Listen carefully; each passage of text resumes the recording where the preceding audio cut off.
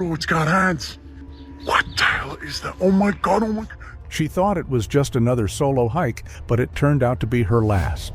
She encountered Bigfoot on the trail, and what happened next was terrifying. The trail cams were rolling, and Bigfoot isn't a legend in these woods. It chases with horrifying intent. I'm Trevor, and this is Tina's Bigfoot Encounter. Marie Christina Marquez, Tina, to the people who knew her, is moving briskly along a trail that cuts through second-growth Douglas fir, somewhere in the foothills east of the Cascades. She has a day pack on her back, trekking poles in her hands, and the look of someone who has been out longer than she planned and wants to get home before dark. The trail cam catches her at a slight angle from above, mounted maybe 8 feet up on a cedar post, and in that first frame she looks completely ordinary. A woman on a hike, doing what hikers do, watching the trail ahead. But she isn't watching the trail ahead. She's watching what's behind her. And in those first few seconds of footage, that detail is everything. She turns twice in the span of maybe 30 seconds, not the casual glance of someone who heard a bird or a branch snap. The kind of look where she pivots her whole body, stops moving, and stares back down the trail for a solid 2 or 3 seconds each time. Bigfoot has already gotten her attention. Bigfoot has already reached into her nervous system and pulled a wire loose. And then the camera catches what she can't see yet. At the far left edge of the frame, barely visible in the tree line where the light is already failing, there is a shape that doesn't belong. Bigfoot is standing still among the firs, set back maybe 40 feet from the trail edge, and it is tall. Tall in a way that no black bear stands, tall in a way that no human being stands, tall in the particular way of something that has mass and height and presence all working together into a silhouette that makes the rational part of your brain throw its hands up and go quiet. Right from the first frame, something is off. The trail cams out in that area weren't installed to capture anything like this. They were monitoring deer movement patterns for a state wildlife survey. Whatever found Tina that evening was not supposed to be there. And yet here, Bigfoot is.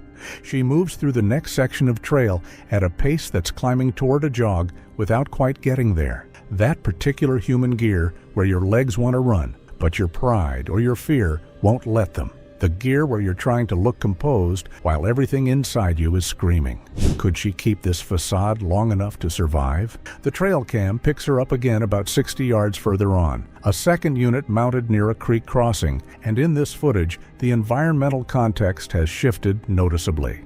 The trees along this stretch have been worked over, not by wind, not by any weather event. Several of the smaller pines flanking the trail have had their lower bark stripped in long vertical patches, the exposed wood pale and raw against the dark forest floor, fresh enough that the cambium is still wet-looking in the footage. There are branches on the ground that didn't fall. Bigfoot snapped them cleanly from heights of 7 or 8 feet, the break points splintered in the way you get when something applies sudden downward force rather than the ragged tearing of weather damage. And in the mud along the creek bank, partially captured at the bottom of the frame, there are depressions in the ground that are unmistakably Bigfoot's footprints. The shape is humanoid. The size is not. Each impression is roughly 18 inches long and maybe 8 inches across at the ball of the foot, the toe marks pressed deep and individually distinct. Whatever made those tracks was heavy enough that it sank 2 inches into ground that Tina's own boots are barely marking.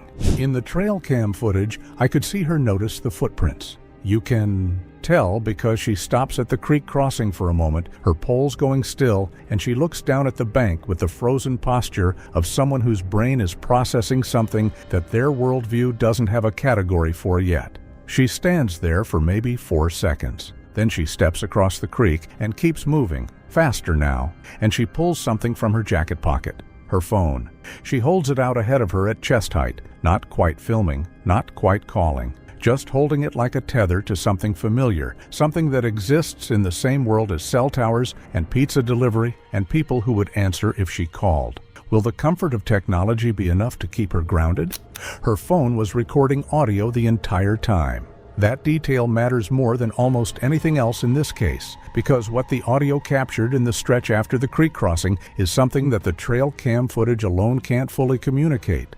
The trail cams give you the visual, the shape of what happened, the geography of it, the terrible spatial logic. But the audio gives you the texture, the atmosphere. It gives you what Tina was actually inside of.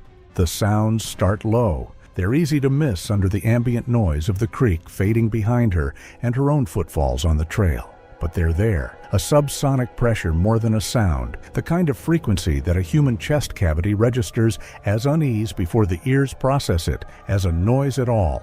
Then it sharpens into something identifiable. Bigfoot's rhythmic guttural vocalization coming from the tree line to her left, low and deliberate, with a cadence that is nothing like any wildlife call that has a clean scientific explanation. It repeats. Not randomly, it repeats with the consistency of something communicating, spacing each utterance with what sounds like intentional pause, like punctuation. And then, from further away and to her right, a different voice answers it.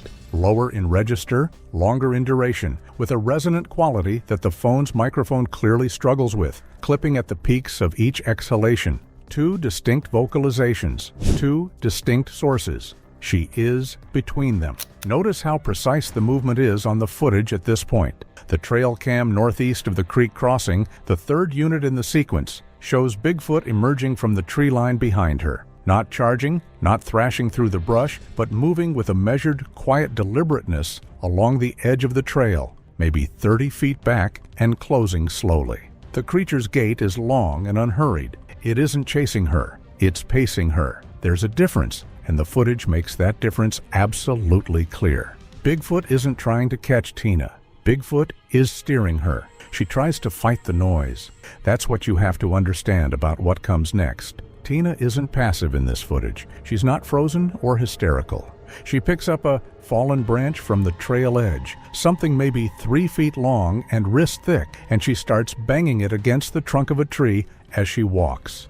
A rhythmic, sharp crack over and over, the sound carrying through the trees in all directions. The audio on her phone makes this thunderous and immediate, each impact clean and hard. It's a reasonable instinct. Noise deters most wildlife, disrupts their comfort zone, gives you the psychological initiative. For a bear or a cougar, it probably works most of the time. But what if this instinct backfires entirely? For Bigfoot, it accomplishes the opposite. The trail cam footage is unambiguous on this point. The moment Tina starts banging the branch, the creature behind her closes the distance by roughly 10 feet in the span of a few seconds. Not running, not startled into aggression, just adjusting its pace the way you would if someone ahead of you on a street suddenly slowed down. The vocalizations from the audio respond to the answering call from her right flank becoming more frequent, the intervals between utterances shortening.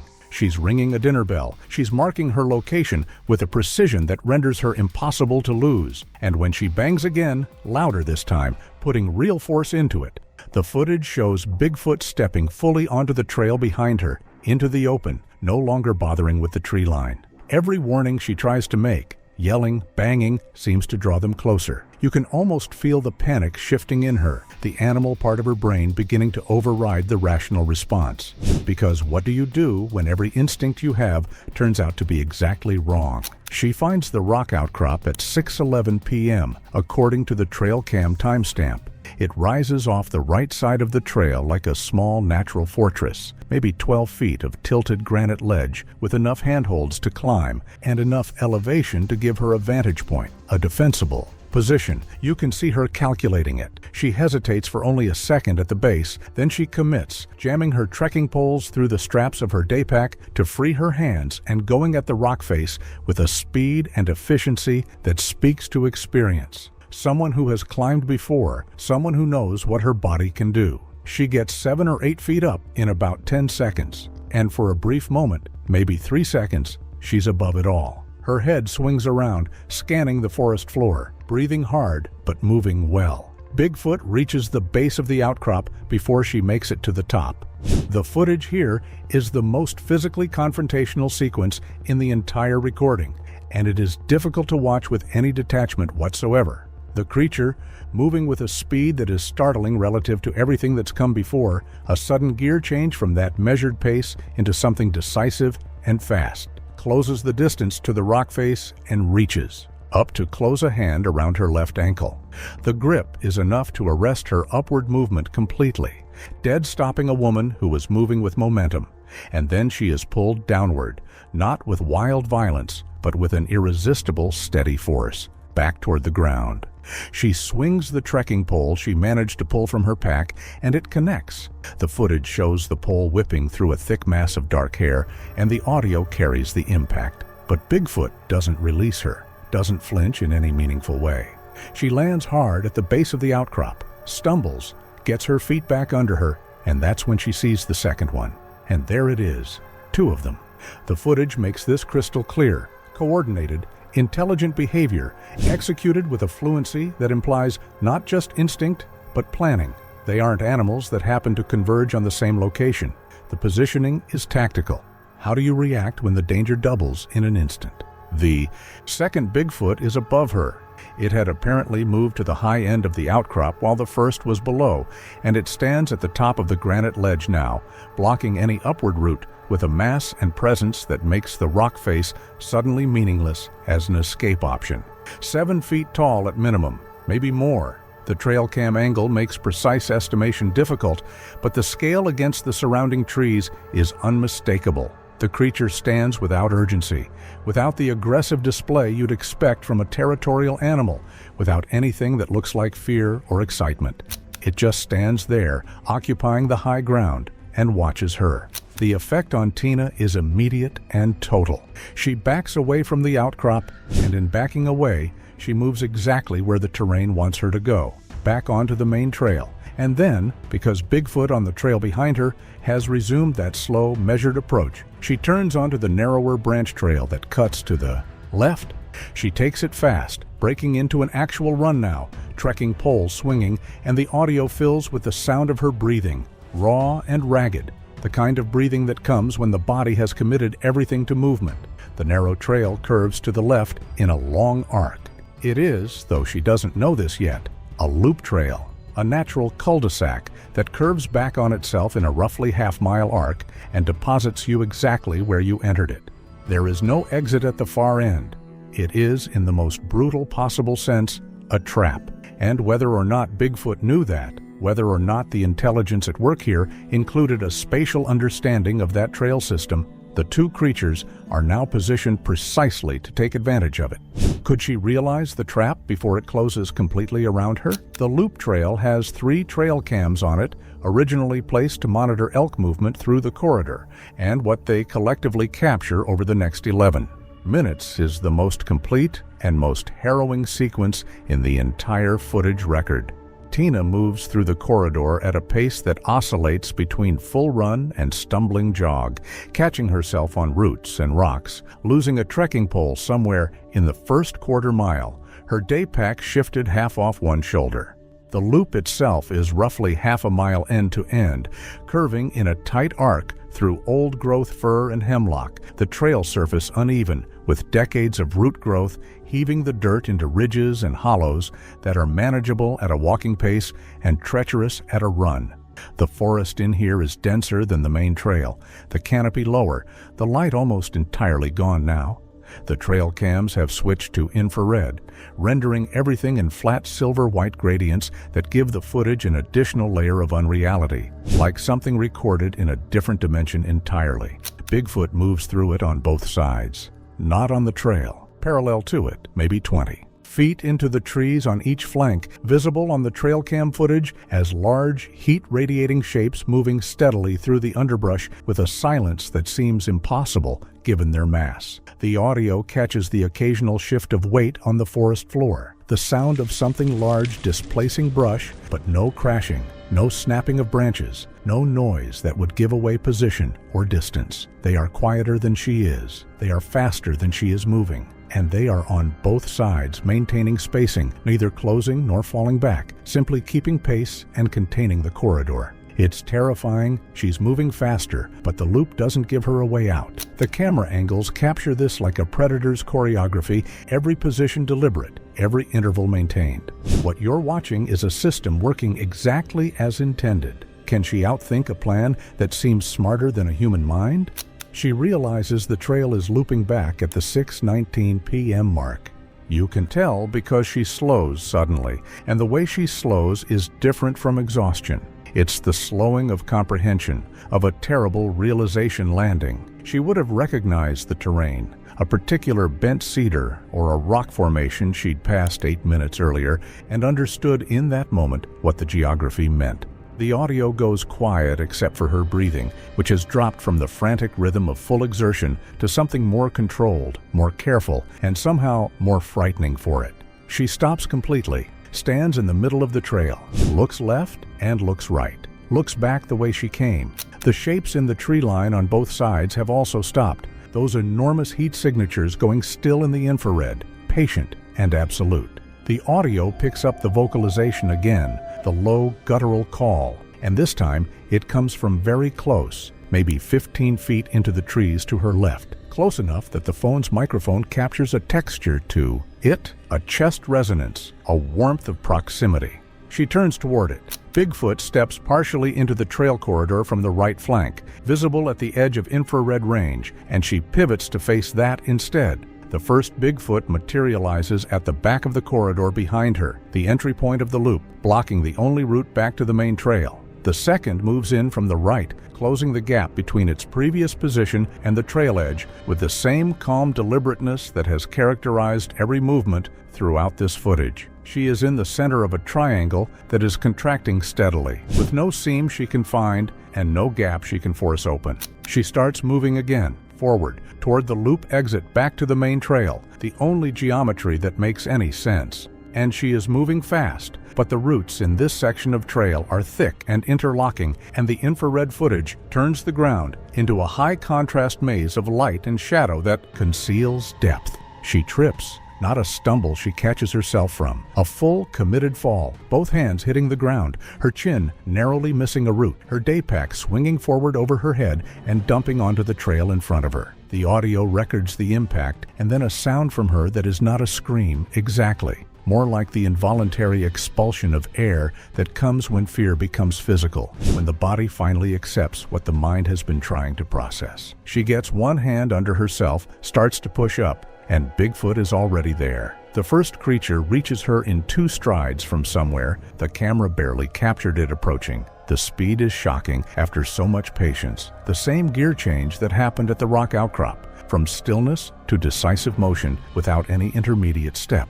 One large hand comes down on her upper back with a pressure that pins her to the trail without the force of a strike, the kind of controlled application of weight that is more frightening than violence would be, because it is precise. She struggles, twisting at the waist, swinging her remaining trekking pole one-handed, and the audio carries her voice now. Words, not just sounds. Words directed at the creature above her, the specific words indistinct under the ambient noise, but the cadence of them clear. A sustained attempt to communicate, to reach something in the intelligence she had clearly, by this point, accepted was there. Could communication work when survival depends on submission? The second Bigfoot approaches from the front. It moves to the daypack that has spilled onto the trail ahead of her, and it does something that stops the breath in anyone who has ever watched this footage for the first time. It reaches into the pack, not randomly, not with the chaotic investigation of an animal going through human belongings for food.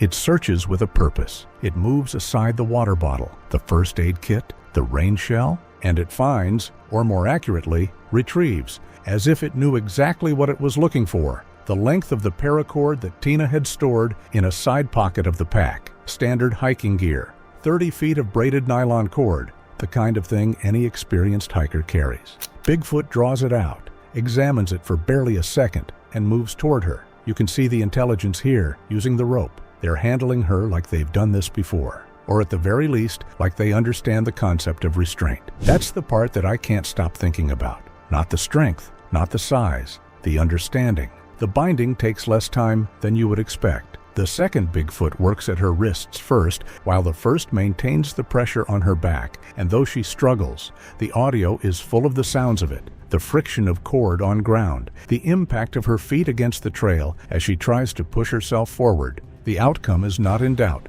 from the moment it begins. Her wrists are secured behind her, then her ankles. She is moved, carefully without roughness, with a handling that is almost methodical in its gentleness relative to the force that preceded it, to the base of a large Douglas fir at the edge of the trail. The final trail cam in the loop sequence catches this in full infrared. Tina sitting with her back against the tree, her bound wrists behind her, her legs extended and bound at the ankle. Both Bigfoot creatures are standing over her, still looking down. She is still talking. The audio catches it, her voice steady now in a way that sounds less like calm and more like the particular mental state you reach when panic has run its full course and the body simply doesn't have the resources to maintain it anymore. The words are still mostly indistinct, but the delivery is measured, deliberate, the cadence of someone who has decided that communication is the only remaining option and is committing to it completely. One of the creatures responds. The audio captures it clearly. The low vocalization,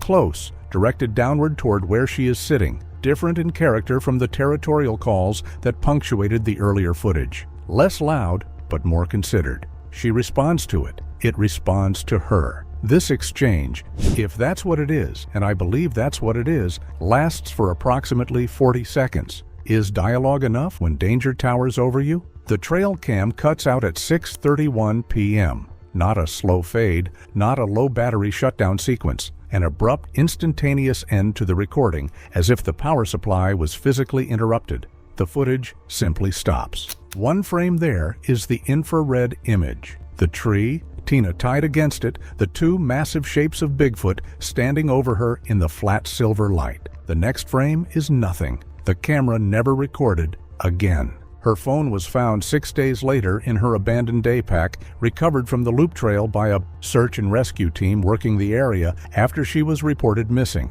Tina Marquez was never found.